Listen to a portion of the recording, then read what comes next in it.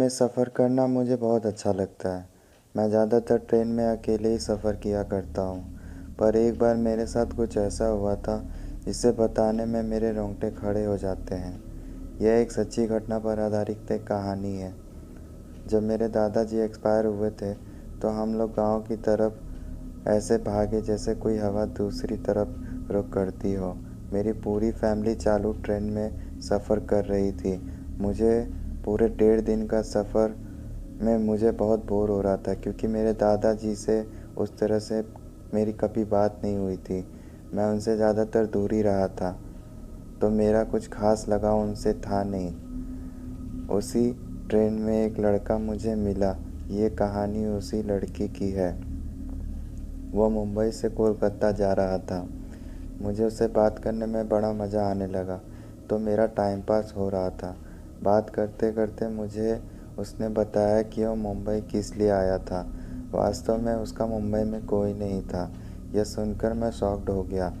वह मुंबई एक लड़की से मिलने आया था जो कि उसकी फेसबुक फ्रेंड थी। उसका नाम मीरा था। यह 2013 की बात है। तब फेसबुक पे ऐसे अफेयर्स होते रहते थे। शुरू में उस लड़के ने अपनी आवाज़ एफबी पे उसे उस लड़की को भेजी थी जिसमें वो गा रहा था।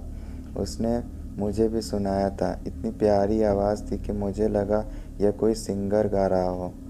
यहाँ मैं आप लोगों को उनके नाम बता देता हूँ। उसका ये रियल नाम नहीं है, ये मैंने खुद से काल्पनिक नाम दिए हैं। उस लड़की का नाम मीरा और उस लड़के का नाम रोहन था। उसके गानों की आवाज़ सुनने के बाद मीरा ने उसे मैसेज किया, मीरा एक और वॉइस भेजो। रोहन, अच्छा मीरा, आप सिंगर बहुत अच्छे हैं।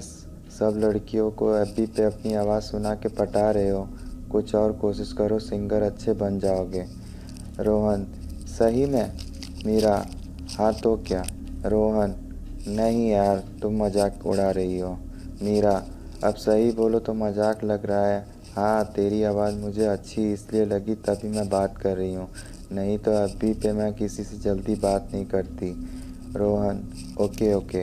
रोहन ने सोचा ज़्यादा बोलना ठीक नहीं होगा। अब कुछ दिनों तक ऐसे ही बात करते वो दोनों काफ़ी करीब आ गए। रोहन अब सिंगिंग क्लास जाने लगा था। वह एक अच्छा सिंगर बनने की पूरी कोशिश करने लगा था। उसने कोलकाता में ऑडिशन दिया। वो सेलेक्ट हो गया। यहाँ उसका पहला गाना रिलीज़ होने वाला था, लेकिन पहले वह मीरा से मिलना चाहता था। इसलिए उसने मुंबई की ट्रेन बिना बोले पकड़कर मुंबई आ गया। वह मुंबई जा तो रहा था पर उसे पता नहीं था आगे उसके साथ क्या होने वाला है। मुंबई पहुंचकर मुंबई उसने मुंबई पहुंचकर मीरा को बताया कि वह आ गया है। वो चुपचाप उसके लिए पहुंचा। यहाँ उसने बेल बजाई। फिर दरवाजे की दूसरी तरफ एक अधेड़ उम्र की औरत खड़ी थी जिसका नाम मोना था। वह हिंदू थी पर किसी क्रिश्चियन से शादी की थी। उसने बोला, क्या काम है? रोहन ने बोला, वह मीरा से मिलने आया है। वह घर पर है क्या? तो मोना ने फिर उल्टा सवाल किया, कौन है मीरा? तुम कौन हो? रोहन परेशानी में आकर उसे मीरा का फ़ोटो दिखाने लगा, पर मोना उसे पहचानने से मना कर रही थी। रोहन अब परेशान हो गया था। अब वो क्या करे उसे कुछ समझ नहीं आ रहा था। उसने मीरा को फ़ोन किया पर उसका फ़ोन स्विच ऑफ आ रहा था। वह बहुत ही ज़्यादा टेंशन में हो गया और वो वहीं बेहोश हो गया। जब आँख खुली तो उसने पाया कि एक हैंडीकैप लड़का उसके सामने व्हीलचेयर पर बैठा हुआ था और बाजू में मोना बैठी हुई थी। दोपहर के 3:45 हो रहे थे। शाम होने जा रही थी। रोहन ने कहा, मुझे अब चलना चाहिए। उसने वापस कोलकाता की ट्रेन पकड़ ली। इस बार उसने जल्दीबाजी में चालू ट्रेन में सफ़र करना पड़ रहा था और फिर हम दोनों इसी तरह मिले। इतना बोलकर उसने मुझे कहा, मुझे नींद आ रही है, मैं दरवाजे पर सिगरेट पीने जा रहा हूँ, क्या तुम पियोगे? मैंने उससे कहा, मैं पीता नहीं हूँ। लेकिन फिर मेरा भी मन कर रहा था, लेकिन मैंने उससे बताया नहीं। मैं नहीं गया। मैं वहीं उसके बैग का ध्यान रखने के लिए बैठ गया। वह उठकर जाने लगा। मैं कुछ देर बैठा रहा, फिर मैंने देखा उसके बैग का चैन खुला हुआ है। मैंने वो बैग का चैन बंद करनी चाही पर उसका बैग बंद नहीं हो रहा था। ऐसा लग रहा था कि कोई कागज़ जैसी चीज़ उसके बैग में अटकी हुई है। मैंने वो कागज़ निकाली तो वो एक लेटर था। मैं उसे बिना चाहे भी मेरा उसे पढ़ने का मन नहीं था, लेकिन बिना चाहे भी उसे पढ़ने लगा। उसमें लिखा था, प्रिय रोहन, जब तुम्हें ये लेटर मिलेगा तब तुम कोलकाता की ट्रेन पकड़ चुके होगे। रोहन, मैंने तुमसे एक बात छुपाई है। रोहन, मैंने तुमसे एक बात छुपाई है। मैं कोई मीरा नहीं, मेरा नाम मयंक है। मैं एक लड़का हूँ। मुझे तुम्हारे साथ यह करने का मन नहीं था, लेकिन मैं समलैंगिक हूँ। मुझे लड़के ज़्यादा पसंद है। इसलिए तुमने देखा होगा कि मेरे आईडी पर एक भी लड़की दोस्त नहीं है। जब तुम मोना आंटी के घर जा रहे थे तब मैंने तुम्हें देखा था। मैंने तुम्हें बुलाया भी था, पर मैं टेरेस पे था, इसलिए मेरी आवाज़ शायद तुम तक पर नहीं पहुंची। मैं फेसबुक पर अपनी प्रोफाइल बदल दी थी, यहाँ मोना आंटी का पता डाला था।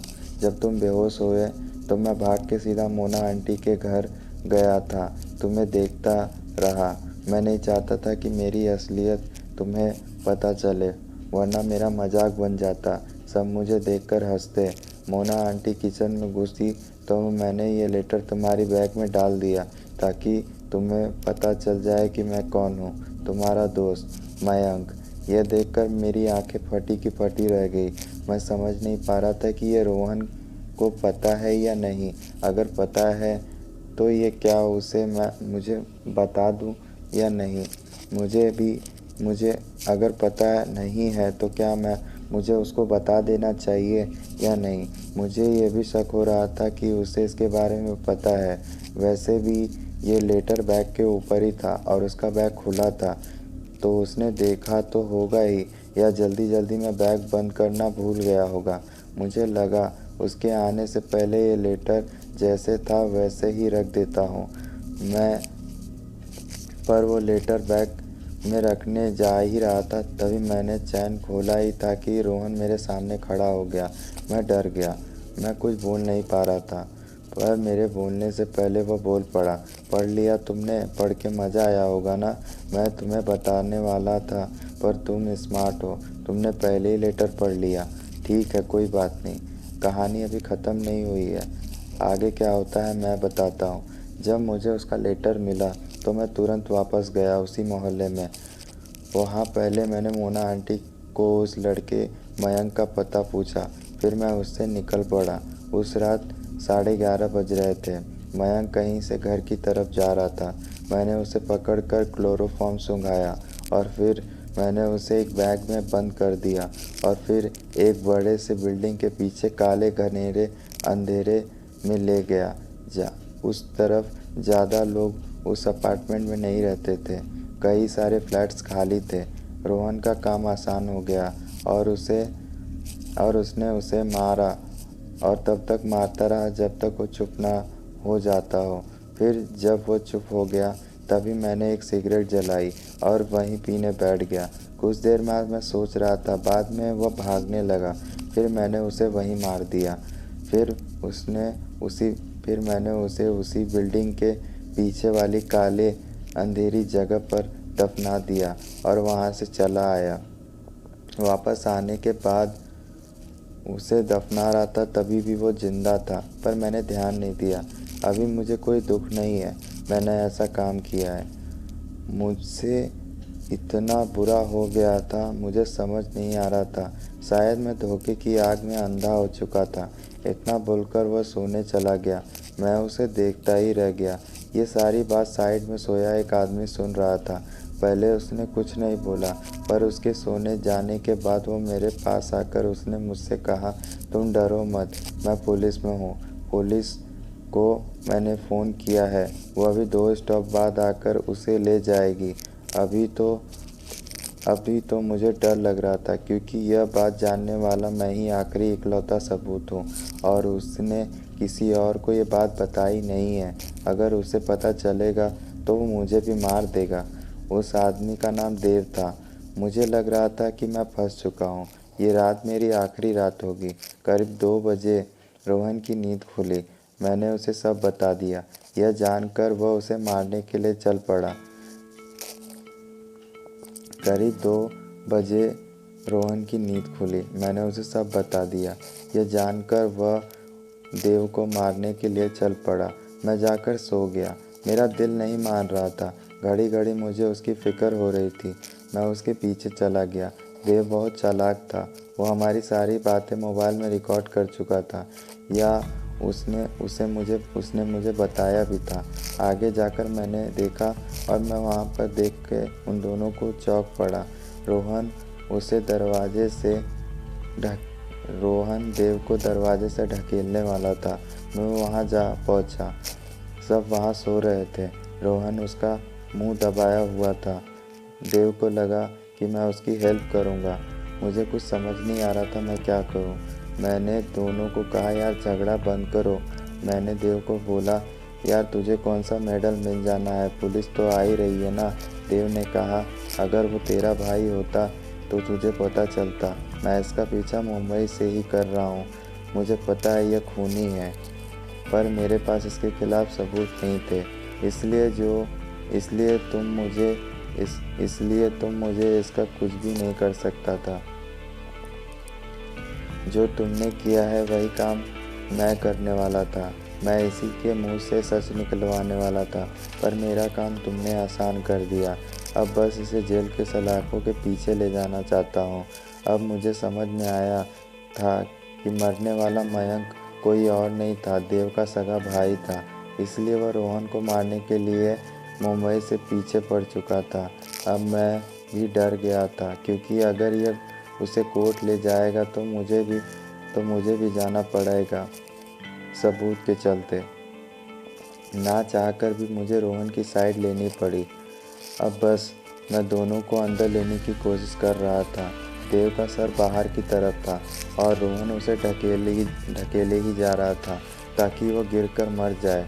और मैं ये नहीं चाहता था कि रोहन के हाथों एक और खून हो जाए। उसे लाइफ में कुछ बनना था। वो एक अच्छा सिंगर था। इसके चलते उसकी लाइफ खराब हो सकती थी। इसलिए दोनों को छुड़ा भी रहा था। अचानक से मुझे एक टीसी आता दिखा। मैं उसे बुलाने दौड़ा। अचानक से मुझे एक टीसी आता दिखा। मैं उसे बुलाने ही वाला था कि तभी रोहन ने देव को दरवाजे से बाहर फेंक दिया। यहाँ मैं कुछ भी नहीं कर सका। अब सिर्फ मुझे मालूम था कि रोहन खूनी है, और मैं डर गया। वो मेरे सामने शैतानों जैसा लग रहा था। वैसे मेरे दिल का खून जैसे रुक गया था। मेरी धड़कनें बढ़ी जा रही थी। वह मेरे पास आकर कहा, जाओ, जाकर सो जाओ, आराम करो, कल सुबह बात करते हैं। मुझे अब याद आ रहा था कि यह सच में सिंगर है या कोई किलर है। टीसी आकर जा चुका था। उसे कुछ पता ही नहीं चला। मुझे रात में थोड़ी बहुत नींद ही आई थी। अगली सुबह 7 बज रहे थे। रोहन गायब था। वह मुझे दिख नहीं रहा था। मैंने कुछ लोगों से पूछा कि वो कहाँ गया, तो किसी को पता नहीं था कि रोहन कहाँ है। फिर एक बूढ़े आदमी ने बताया कि सुबह 6 बजे ही किसी स्टेशन पर उतर गया था। मैंने चेक किया तो वह उसका स्टॉप नहीं था, क्योंकि उसकी टिकट मेरे पास ही थी। टिकट पर लिखा था मुंबई टू हावड़ा। दोपहर के 12 बजे हम लोगों का स्टॉप आ गया था। हम लोग उतर रहे थे। मेरी आंखें रोहन को ही ढूंढ रही थी। मुझे ऐसा लग रहा था वह उस स्टेशन पे उतरा नहीं होगा। मुझे यकीन नहीं हो रहा था कि वह मुझसे पहले उतर गया है। जब ट्रेन चालू हुई तो मुझे याद आया कि देव का बैग अभी भी ट्रेन में ही है। मैं ट्रेन के पीछे दौड़ने लगा। दौड़ते दौड़ते मैं उसी बोगी में घुस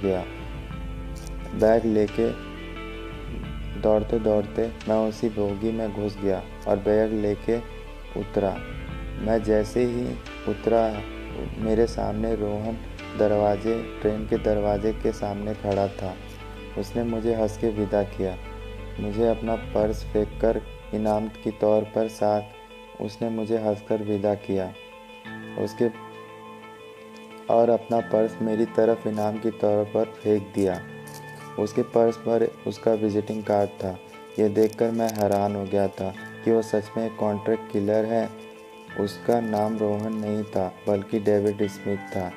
मैं अब सारी कहानी समझ गया। वो कोलकाता से आया था अपना काम पूरा करने। मैं एक हाथ में बैग और एक हाथ में उसका पर्स लिए सोचता रहा कि मैं भी कातिल हूँ जो मैंने उसका साथ दिया। और पर्स में एक लिफाफा भी था। मैंने उसको खोलकर देखा तो पता चला कि मयंक देव का कोई सगा भाई नहीं था। वो भी एक कॉन्ट्रैक्ट किलर था। रोहन यानी डेविड को मारने के लिए वो ट्रेन में चढ़ा था। वो डेविड को मारता उससे पहले डेविड ने उसे मार दिया। कहानी ख़त्म होती है। ये मेरी दूसरी कहानी है। प्लीज़ प्लीज़ मुझे सब्सक्राइब करो। प्लीज़ मुझे सब्सक्राइब करो यारो। प्लीज़ मुझे सब्सक्राइब करो और लाइक शेयर कमेंट करो ताकि आपके कमेंट और आपके लाइक की मुझे सख्त सख्त सख्त ज़रूरत है। प्लीज़ मुझे लाइक और मुझे सब्सक्राइब करो। आपके कमेंट और आपके लाइक से मुझे वीडियो